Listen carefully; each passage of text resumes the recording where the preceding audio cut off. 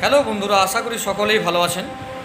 আজকে জাতীয় মাতৃ দিবস উপলক্ষে আমি আমার একটি স্বরচিত কবিতা সকলের উদ্দেশ্যে পাঠ করে শোনাতে চাই।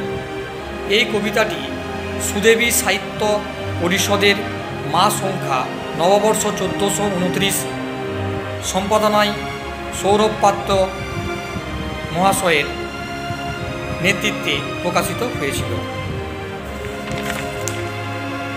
কবিতাটির নাম মা।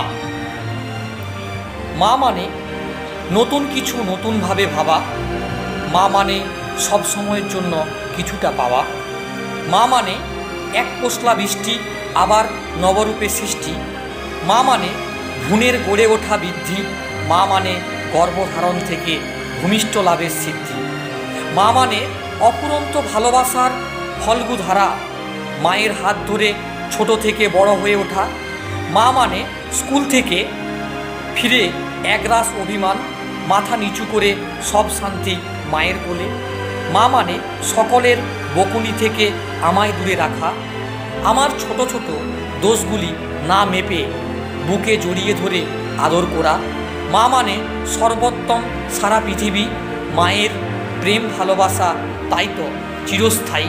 নমস্কার।